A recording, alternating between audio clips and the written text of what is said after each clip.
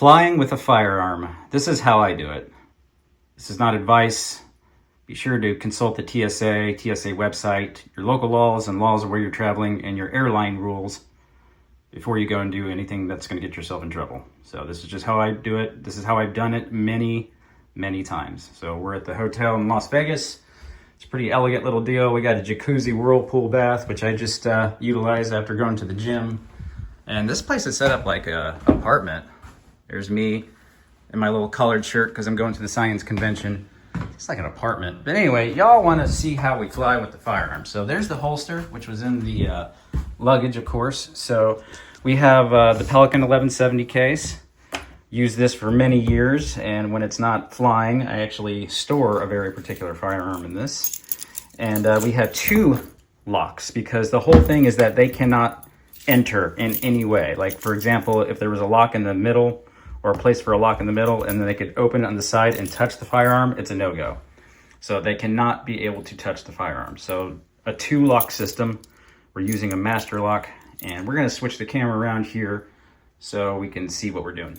Hey there. So here's the case, and I got this, my Jeep key with me here, and here's the master key. So really, there's kind of a particular way these are configured, which can be a little bit difficult to get to, especially when you're trying to film it for demonstration purposes. But we're gonna unlock these two locks here, which I'm struggling on the struggle bus, of course. And then we're gonna take these two guys off. And then you can see this has got that, what do they call it? Genuine Pelican case. Well, this is a thing to basically a pressure purge valve. And we got two clasps here, very robust clasps. And we'll go ahead and open this up. And you can see what we're dealing with here. Ignore the lighter that was just stuck in there from last night. And this is a little thing that they make you put on top once you verify that it is unloaded. And that is the key component, is that the firearm, I don't know if you can see that, has to be unloaded. I have a Glock 26 with the little extender plate there, so it can pack 12 rounds in there, and then an extra magazine, which we'll talk about in a second. And then another key thing is that your ammunition cannot be loaded into magazines, and it has to be in its original package, which this is. This is a Hornady Critical Defense. I don't really use this a lot, actually. I used to carry this as my everyday carry ammo, but I stopped. I actually use mostly Spear Gold Dots now, 124 grain, but I brought this because it fits perfectly in the slot. And it's technically just the right amount of rounds. Really, I wish I had one more, 26. Is that 26 or 25? Yeah, 25.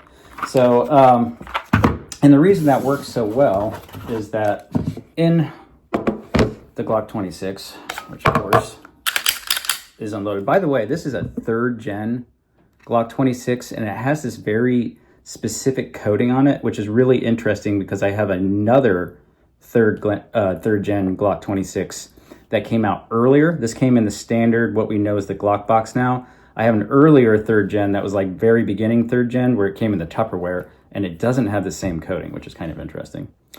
But anyway, hopefully you guys can hear me. I'm not in a microphone, but again, this is the standard Glock 26 with a little extender plate where you can get like 12 in there. But this is actually a Glock 19 magazine that has this X grip little deal on it that makes it a perfect option for the Glock 26. So now I have a 15 round gun for my Glock 26. So needless to say, what is typically a standard 10 round magazine and a 15 round magazine. So we have 25 rounds. Now, of course, I would prefer to have one loaded in the chamber. So we would actually be carrying 16 rounds, which is what I'll probably do during my stay here. And then we'll just have 9 rounds and the little stubby. Or maybe we'll go 12 in this and then just fill up this, because I typically carry this because it prints less. I don't know. We'll see how I figure as I go. I gotta see what the convention layout is like. But anyway, that's how I travel with a firearm. Of course, you have to check it in your luggage. Can't carry it on the plane with you. So I did go with, I had my pocket watch and I had this with me. And I feel perfectly safe flying these days, especially just knowing some basic self-defense moves at this point. I'm not really too scared to fly without my firearm. I'm actually not scared to be without my firearm in general these days. I just, I always carry it when I can, but I just don't feel as reliant on it as I used to. But I'm also a lot less paranoid than I used to be for a lot of reasons. So anyway, hope you all enjoyed that, and we'll see you on the next one. Later. 4, 3, 2, 1.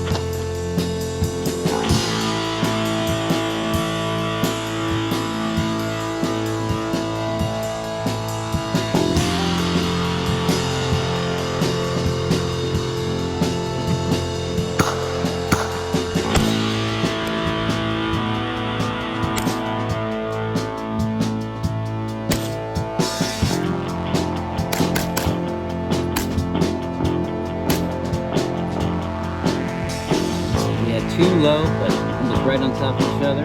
Went on. We got the shingle that was the first shot, 300 yards.